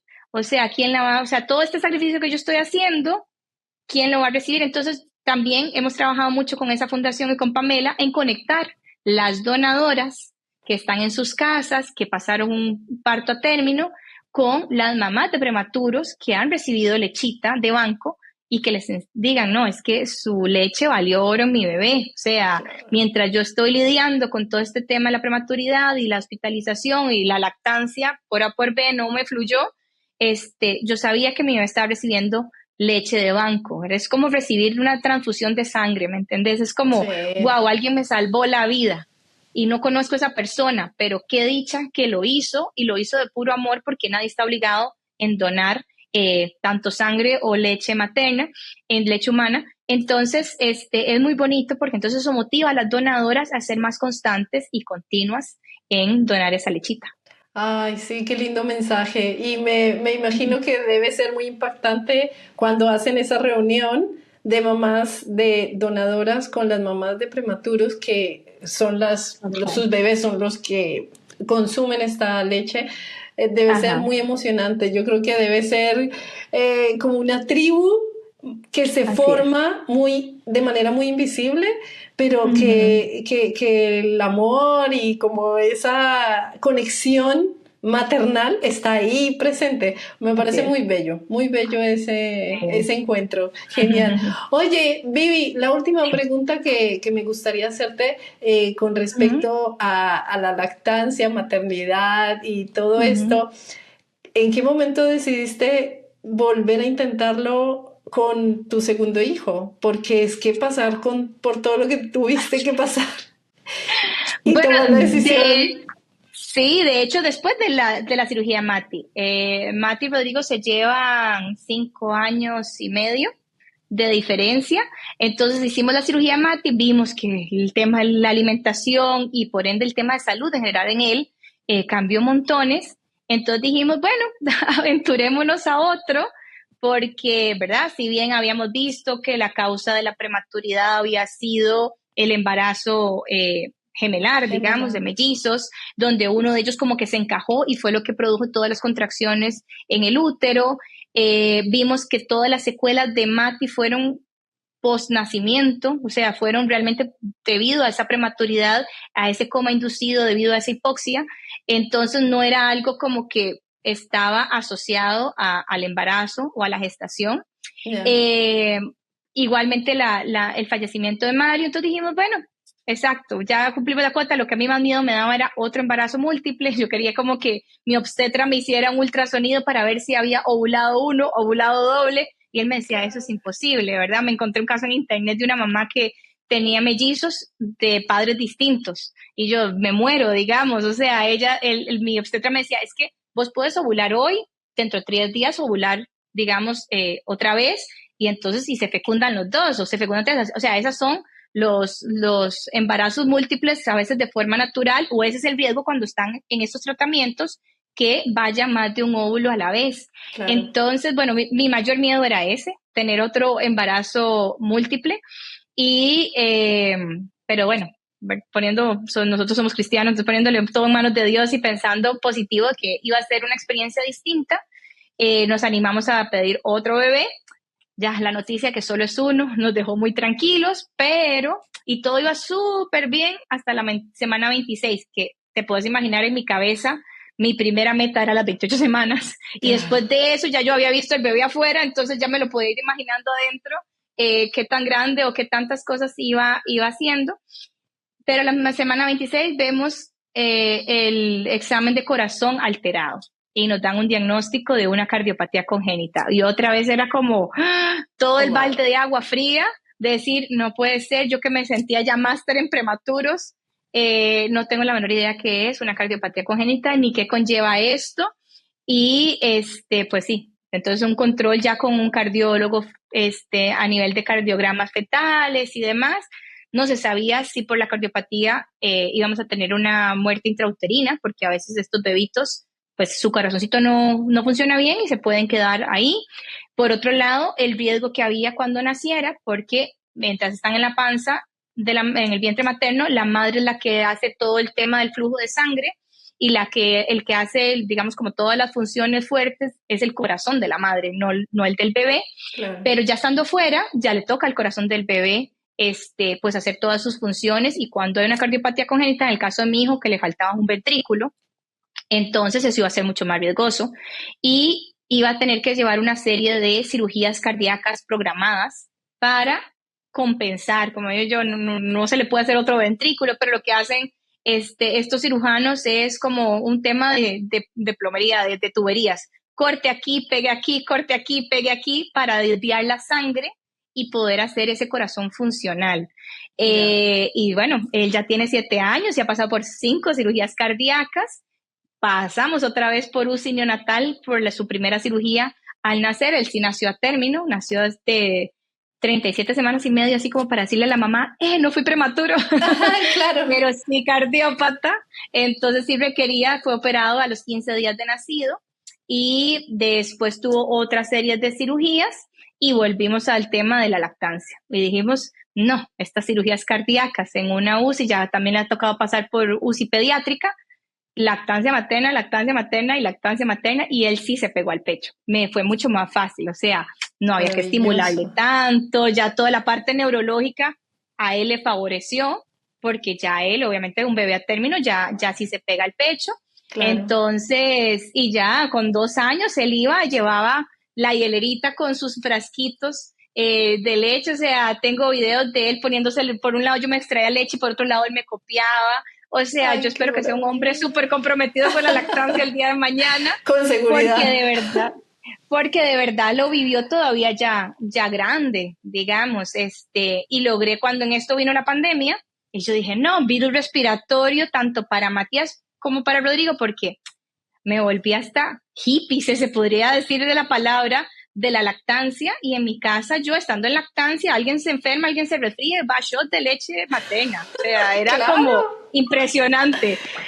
Mis hijos iban a natación, o piscina, digamos, o pileta, no sé cómo le dicen ustedes, y van Piscina. gotitas de leche materna en el oído, se congestionaban, y va leche materna en las fosas nasales, o sea, leche materna para mí era, ¿verdad?, la pomada canaria, o sea, para todo mientras yo estuviera en lactancia. Y cuando no estaba en lactancia, yo tenía monitoreadas amigas o personas cercanas de confianza que yo decía, si yo necesito pedirle leche, sé a quién acudir a pedirle leche, digamos. Se viene la pandemia en el 2020 y Rodrigo tenía 3 años y yo dije, bueno, ya cumplí la meta de los 2 años, ya él se alimenta obviamente con sólidos y demás, y el tema Sí. de la lactancia es un tema de vínculo afectivo y para mí la parte inmunológica impresionante. Y yo dije, no, virus que nadie sabe qué está pasando, ni cómo se cura, ni cómo, y mis hijos son de alto riesgo, los dos. Yo no, vamos con la lactancia y la sostuve todavía un año más, hasta los 4 años que Rodrigo cumplió, para poder yo garantizarme mi propia leche materna, porque para mí es medicina, o sea, para mí es Claro. tratamiento. Incluso mi suegro cae con cáncer cuando Rodrigo tenía 1 año. Y yo le decía, yo ve, hay estudios en Brasil, o sea, están tratando a las personas con cáncer con leche materna, o sea, trate, pero no lo logré con él que me lo aceptara. O sea, era como raro, me voy a tomarme leche de la nuera, ¿verdad? O sea, pero yo digo, Claro. pues, tomamos de las vacas, o sea, es otra especie de mamíferos, son otras condiciones, o sea, la gente tiene que quitarse ese tabú de que guácala, ¿verdad? Me genera asco la leche materna de otra mujer. Y no, y en mi casa todos le hacíamos a la leche materna enfermos, diarreas, o sea, cualquier resfrío, todo, o sea, por eso Leche me encantaba. O materna. sea, yo hubiera sido feliz teniendo leche siempre porque como mamá me hubiera dejado más tranquila, pero sí es muy sacrificado, obviamente. Sí, es súper Pero sí, así que... sacrificado. Y efectivamente tienes razón, como que cada vez que investigamos las que nos gusta el tema de la lactancia, Ujú, encontramos tantos beneficios que como que digo, claro, ay Dios, por favor, alguien cerca que tenga leche materna. Yo tengo total. dermatitis en la piel y es Ajá, como, ay, por favor, alguien con leche así materna es. para echarme en la piel. Yo me Total, echaba total. piel, yo me echaba de Ujú, mi leche, me echaba ujú, en las manos que en ese momento las tenía bastante, pues, como escamosas, muy escamosas, ujú, y era una bendición, era como un refresco. total, Y yo sé que hay muchas personas que lo que tú dices, un resfriado, leche materna. Y totalmente. tienes razón, necesitamos como quitarle ese asco, esa manera en la Ujú, que nos están haciendo ver a la leche materna. Y bueno, tampoco es que voy a popularizar que ahora pues exista producción de leche materna, porque eso exacto. tampoco estamos buscando. Pero No, no, no, no. sí nos funciona, sí es para personas que están enfermas como tu suegro que tuvo cáncer y todo, pues Ujú. démosle la opción a hacer No, y él terapia no. con esto.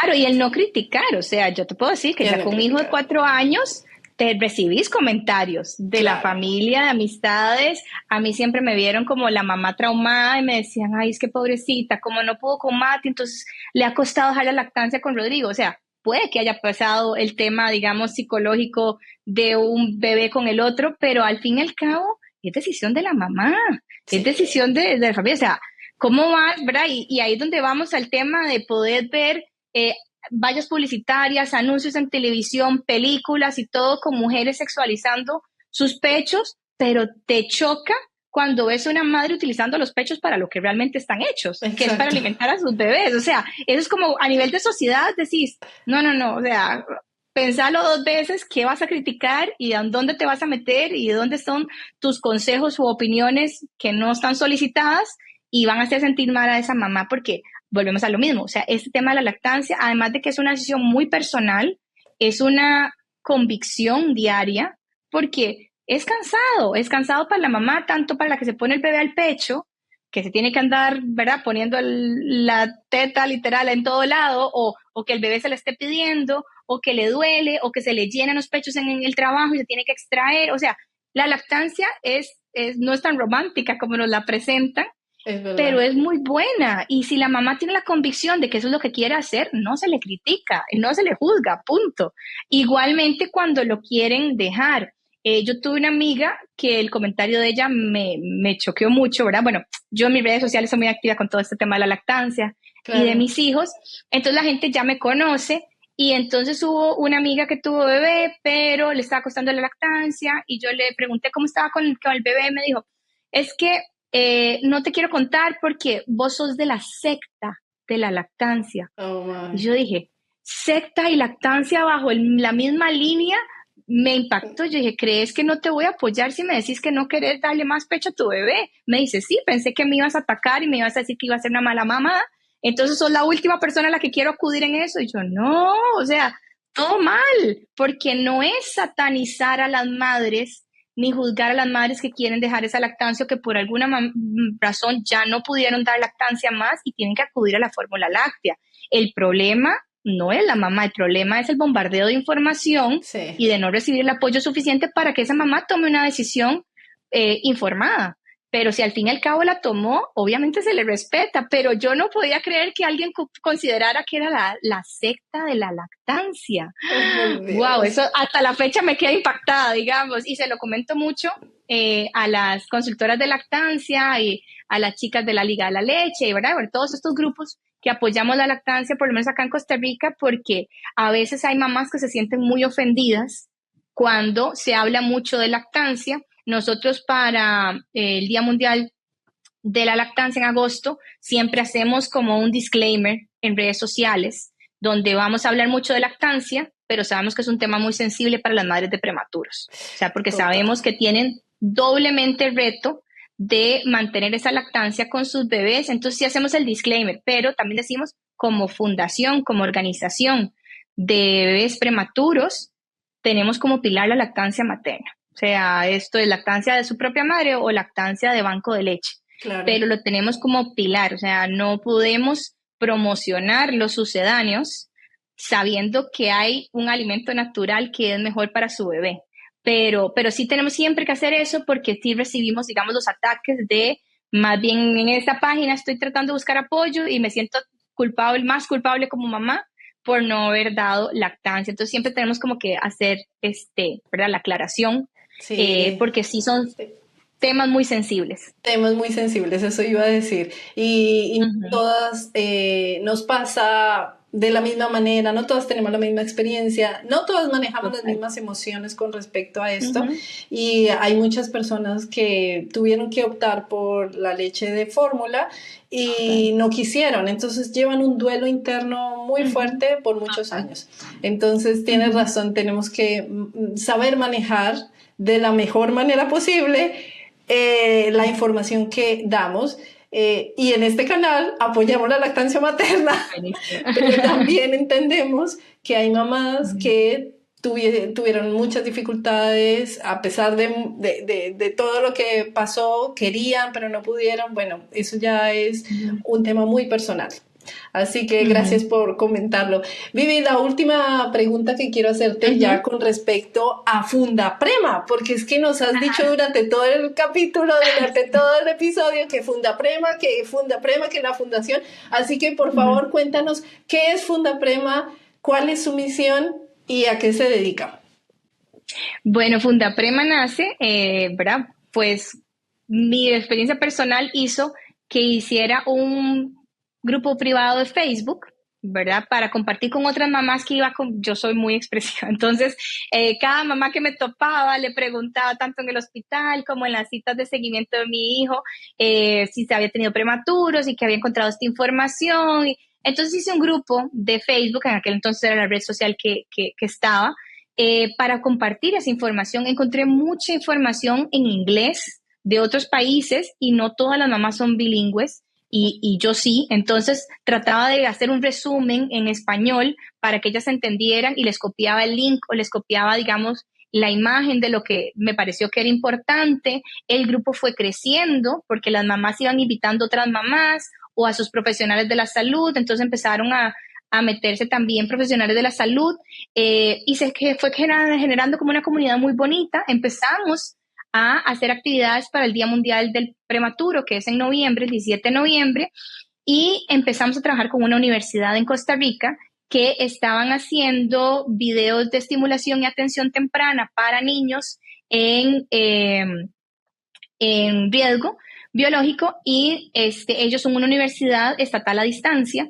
Entonces ellos sí, la parte tecnológica, prepandemia, ellos la tenían súper dominada, todo este tema de la virtualidad y demás, y nos decían, necesitamos familias con estos bebés para grabar los videos, y qué mejor que los bebés que realmente han sido bebés de alto riesgo. Claro. Entonces trabajamos con ellos ese proyecto maravilloso y llegó la decana a cargo y me dijo, hay muchos recursos, hay muchas cosas que se pueden hacer, pero no se les puede donar o se les puede dar a un grupo de Facebook. Eso es muy informal.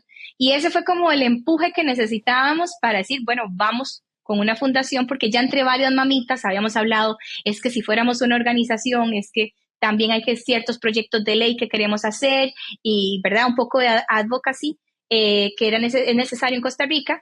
Y no lo podemos hacer desde un grupo de padres como tal de Facebook sin ninguna figura jurídica, y ese fue el empujón para hacer entonces fundaciones. Fundaprema es la fundación para padres de niños prematuros acá en Costa Rica, la única fundación de prematuros que tenemos. Entonces, nuestra misión la única fundación a nivel Latinoamérica. Yo no conozco otra fundación hay de varias. prematuros. Hay varias. Sí, hay varias porque somos parte de una red. Hemos conocido muchas a nivel de Latinoamérica y eso es hermoso. En Chile está ASPAPREM, si no me equivoco, muy buenos ellos también. Ahí hemos trabajado ciertos proyectos con ellos en su momento con la presidenta que tenía. Después creo que tuvieron cambio y entonces no hemos vuelto a saber, pero es bonito. Y de hecho cuando nos contactan de otros países de Latinoamérica tratamos de saber si hay otra organización a quienes podemos referir a esas familias. Entonces ha sido como una red muy maravillosa. Eso surgió en pandemia. Entonces, donde todos quisimos como conectar de alguna manera sobre algún tema o alguna causa en particular, y nosotros lo que hacemos es ese empoderamiento a las familias de estos prematuros. O sea, todo lo que yo personalmente me vi tan perdida y no sabía a quién acudir, y después el sentirse acompañada, hacer esa comunidad y esa tribu, decir, si me entienden, porque en mi familia de pronto me comparan mi bebé con otros nacidos a término, o yo como mamá todavía tengo miedo, digamos, del neurodesarrollo. Es algo que a las mamás, por lo menos de ahí hasta que entren al preescolar, les perturba un poco, pero los médicos le dicen, dele tiempo, tranquila, va a llegar a eso, y no le puedes decir a una mamá tranquila si mi bebé no se sienta cuando se debería sentar, ¿verdad? O sea, hay muchas cosas que solo con hacer, ¿verdad? El testimonial mamá, me siento ya acompañada y entendida. Claro. Y hacemos esto también, tocamos la puerta a los congresistas, trabajamos con los hospitales ciertos programas, muchos, que vayan enfocados a los cuidados centrados en la familia, o sea, que el papá y mamá no sean vistos como visita de sus bebés, sino que sean parte integral de esos cuidados. Por ejemplo, el método madre canguro no lo va a hacer una enfermera. O sea, la lactancia materna no es una medicina que van a recetar. O sea, hay cosas y hay ciertos cuidados que benefician a estos bebés hospitalizados que la hacen sus padres. Entonces, los papás no pueden ser nada más visitas así como externas de sus bebés. A veces tenemos abuelitas y abuelitos muy empoderados, o tíos y tías, los mismos hermanitos que puedan llegar al hospital o llegan a ser parte de esa dinámica familiar después en casa. Entonces, por ahí que andamos apoyando y abogando mucho por la lactancia materna y por los cuidados centrados en la familia del neurodesarrollo.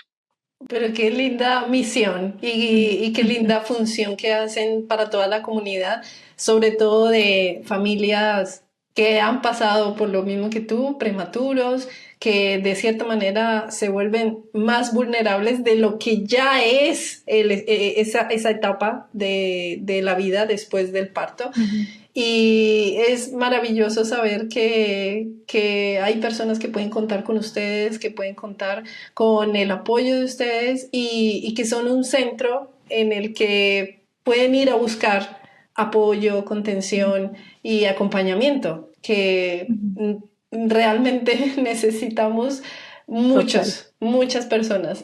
Así que me parece maravilloso y total felicitaciones y por ese proyecto. ¿Cuánto tiempo lleva la fundación? Ya 5 años tenemos 5 de estar años. funcionando. Maravilloso. Sí, o sea, pero empezamos en pandemia, entonces las ideas que teníamos en un inicio se tuvieron que adecuar porque obviamente había mucho de presencialidad en los hospitales y más bien después teníamos que contener a esas mamás que no las estaban dejando ir al hospital del todo. Claro. Entonces ha ido evolucionando un poco y pues sí, apoyamos mucho también. En noviembre es nuestro mes más fuerte, digamos, de actividades. Tratamos de que la gente digamos, concientizar sobre estos nacimientos prematuros, ¿verdad? Nunca vamos a celebrar la prematuridad como tal, o sea, nunca vamos a querer que un bebé nazca prematuro, queremos que todos los bebés lleguen lo más cercano a término posible, pero si nacen prematuros, sí celebramos, como decís vos, ese camino, esa lucha, esa resiliencia que hay que dar, tanto la dan los padres o la familia como de esos bebés, y creo que se vuelve parte de su ADN, se vuelven chicos como muy, la mayoría son hiperactivos, la mayoría son como muy empunchados, o sea, creo que les impacta su personalidad como tal el haber nacido antes de tiempo. Claro. Y sí, digamos, como te decía yo, o sea, mi concepto de prematuridad antes de conocer todo esto era otro. Entonces mi misión es como que la gente entienda, los bebés se mueren si nacen prematuros, los bebés tienen secuelas físicas y neurológicas si nacen prematuros, ¿verdad? Entonces, y toda la parte del impacto psicológico y emocional. Entonces sí es importante, aunque no sean papás o aunque sean personas externas, poderles dejar esa semillita y de concientizarlos un poco sobre qué significa un parto prematuro como tal. Sí, que es maravilloso entenderlo, porque si bien muchas mamás llegamos así como tú, que esperamos casi hasta el final para poder optar por un taller prenatal o por alguna clase que dé la clínica, el hospital o el centro de salud y poder adquirir el conocimiento poco que pueden dar por ese lado. Y bueno, acá por ejemplo las matronas, que hay yoga prenatal, que hay, o sea, si bien eso lo dejamos para el final de la gestación, pues claro, la información no va a llegar si no la buscas. Tienes que buscarla para poder tenerla, para poder estar precavidos, básicamente preavisados a lo que pueda llegar a pasar eventualmente. Y lo que tú dices, obvio, no estoy diciendo que todos los bebés van a ser prematuros, pero es bueno tener esa información. Claro, no, totalmente. Sí. Bueno, Vivi, mira, ha sido todo un honor escucharte. Ha sido muy esperanzador escucharte, escuchar tu historia. Espero que haya llegado al corazón de las personas que nos están escuchando para que sientan ese empoderamiento, para que sientan como esas ganas de salir adelante, inclusive si eres una mamá que tiene probabilidades de que su bebé esté al límite, porque por sus circunstancias puede ser que ya le hayan dado una mala noticia a los profesionales de salud, pero no hay nada escrito, no hay nada dicho, una hora a la vez, en este caso de los prematuros, una hora a la vez y se va aumentando un día a la vez y así sucesivamente. Vivi, quiero agradecerte No sé si quieras dejarnos un mensaje final como para cerrar el episodio. Ay, Natalia, no, yo soy la más honrada de verdad de estar acá, poder contar un poquitito de mi historia, de mi experiencia, contar un poco de Fundaprema, que es como otro bebé también, Sí. que hemos estado cuidando montones y que también hay que verlo crecer. Y eso que vos decís, yo creo que el tema de las expectativas que llevemos genera mucho impacto en cómo resolvemos cuando no salen las cosas como nos esperamos o como nos imaginamos. Y eso que vos decís, yo creo que la maternidad en general, a prematuros o a término, ¿verdad? Yo tengo amigas con bebés a término que ya están pensando en qué van a estudiar sus hijos o en qué colegio los van a meter. Y vos decís, una cosa a la vez, una etapa a la vez, y no nos estamos, porque entre más expectativas o cosas cuando lleguemos a ese momento y no sucedió lo que nos habíamos imaginado o lo que habíamos soñado, vamos a pasar un duelo. Y a veces esos son los traumas que como padres les pasamos a nuestros hijos también. Es que yo quería ser futbolista profesional y a mi hijo no le gusta el fútbol, lo vamos a frustrar. Pero ya ese papá estuvo pensando desde que le dijeron que iba a tener un hombre que lo iba a meter a fútbol y iba a ser el siguiente Messi. O sea, por hacer un ejemplo obviamente muy exagerado, pero Sí. lamentablemente esas son las cosas que no dejemos que nazca, conozcámosle, que le gusta, apoyémosle, creo que es lo más importante. Y ya te digo, o sea, mis papás fueron un gran apoyo para mí, siendo adulta cuando tuve mis hijos. O sea, ¿por qué no apoyarlos siempre? Siempre vamos a ser padres, entonces de ellos, Siempre. sea la edad que tengan y las circunstancias, y ellos van a pasar crisis. A veces decimos, quisiéramos encerrarlos en una burbuja y que no les pase nada. Eso va a ser inevitable. De hecho, con los abuelitos de prematuros lo hemos visto. Sufren doble, sufren por sus propios hijos y por sus nietos. O sea, es Claro. cosas que a veces hemos tenido abuelitos que dicen, es que me lleven a mí, que me muera yo, que sea yo la que esté en una unidad de cuidados intensivos, ya yo viví. Ojalá fuera así de sencillo poder cambiar de lugar con alguien más, pero no puede ser. Entonces, yo creo que lo más importante siempre es el presente, el saber que, ¿verdad? Trillado, pero la vida es ahora, mañana no sabemos qué va a pasar, la vida nos cambia en cuestión de segundos, las noticias en general, y pues hasta que no haya el último latido, el último suspiro, sí, los médicos siempre, yo creo que se curan ellos en responsabilidad en salud de dar el peor panorama y el peor escenario para que después no les reclamemos, es que no me dijiste esto.